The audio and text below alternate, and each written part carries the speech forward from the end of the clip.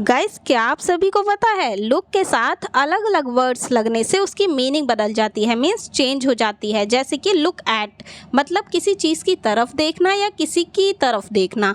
For example, look at me, मेरी तरफ देखो। Next one is look for मतलब किसी चीज़ को ढूंढना या किसी चीज़ की तलाश करना। For example, I am looking for my phone, मैं अपने फ़ोन की तलाश कर रही हूँ या फिर मैं अपना फ़ोन ढूंढ रही हूँ।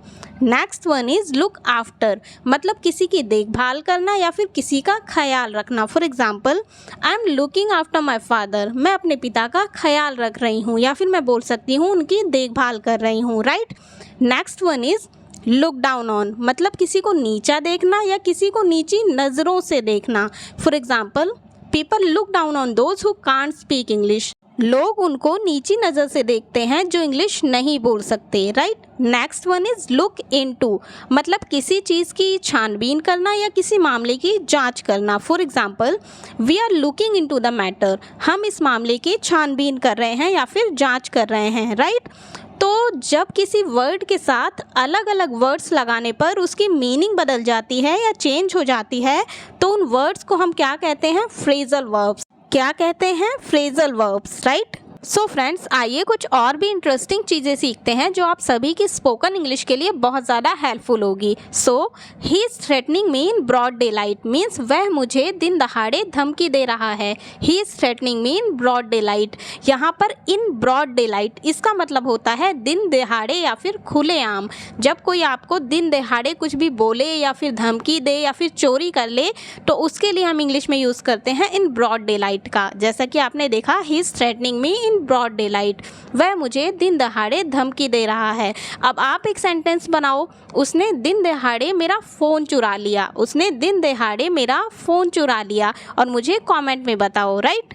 सो गाइज, बहुत से लोगों को बहुत कन्फ्यूज़न होता है किस चीज़ में, मैं बताती हूँ। बहुत से लोग पूछते हैं आई एम ईटिंग फ्रूट होगा या फिर आई एम ईटिंग फ्रूट्स होगा। आइए मैं इसे क्लियर करती हूँ। तो जब आप एक ही तरह का फल खा रहे हो, चाहे उसमें उसके कितने भी हिस्से क्यों ना कर लो, लेकिन एक ही तरह का फ्रूट होना चाहिए, तब आप बोलोगे आई एम ईटिंग फ्रूट। दोबारा से रिपीट करती हूँ, जब आप एक ही तरह का फल खा रहे हो, चाहे उसमें उसके कितने ही हिस्से क्यों ना कर लो, लेकिन एक ही तरह का फ्रूट होना चाहिए, तब आप बोलोगे I am eating fruit, not I am eating fruits, right. तो दोस्तों, अगर मुझे बोलना हो मेरी मम्मी गुस्से से बौखला जाएगी, क्या किसी को पता है गुस्से से बौखला जाना इसकी इंग्लिश क्या होती है? मैं बताती हूँ। मेरी मम्मी गुस्से से बौखला जाएगी, इसकी इंग्लिश होगी my mother will go berserk. My mother will go बज़र्क।